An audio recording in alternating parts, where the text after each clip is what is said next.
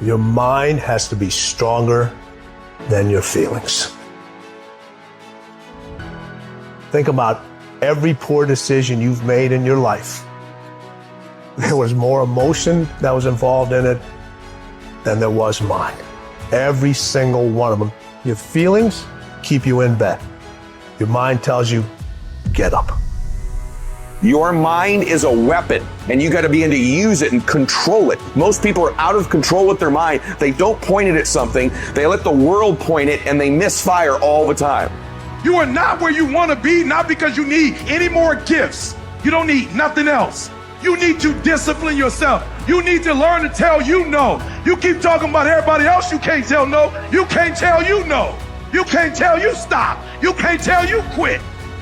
You got to get to a point where you're disciplined. And you need to learn to check yourself. And I want you to say, the reason I'm not amazing yet, because I hit the snooze button. That's why I'm not amazing right now. The reason why I'm not amazing right now is because I couldn't get up early enough because I told myself I'm not an early person. I'm not amazing because I'm not doing what I'm supposed to be doing to be amazing. You got to get grounded. You got to train your mind to serve you. Just make up your mind.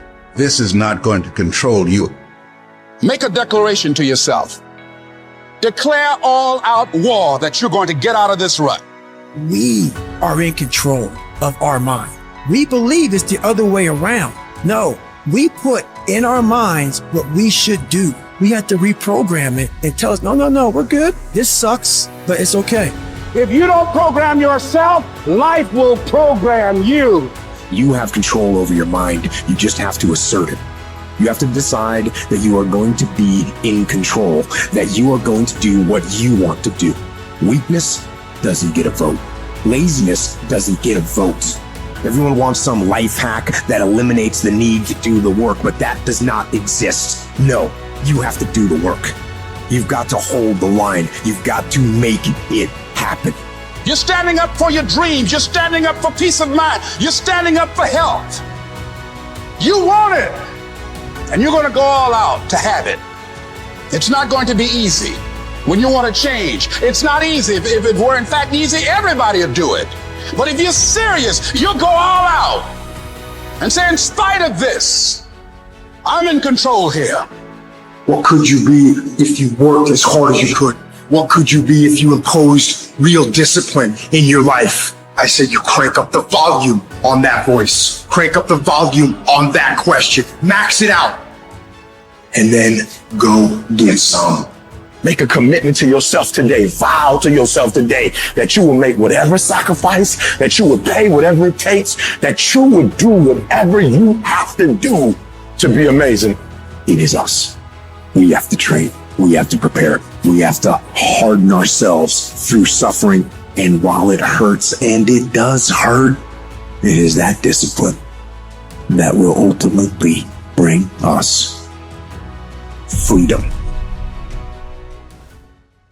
What does that rebuilding process look like for somebody who's trapped in depression and suicidal thoughts? I've been there a lot in my life, especially before my car accident, my teenage years. The first woman I ever loved, we had a big breakup, and that breakup sent me down in depression and suicidal planning. It's tough to dispense advice to people other than get help. And I'll share why. Because that time in my life, I had so many people coming up to me, my friends would come into my dorm room and Brendan, let's go do something. And the hope is lost. And what people, I think, make the mistake of trying to do is hype people up. Everything's gonna be okay, you're gonna be great. And what people need who are suicidal is serious psychological intervention. They need to seek support and help. And outside of that, when they do get that support, the first thing a great therapist is going to do, outside of the emotional reflection work of why are you here and what has caused this sort of pattern for you, they're going to get you starting to get some momentum. The most important thing is when you are super down, outside of finding that emotional reasoning for where you are,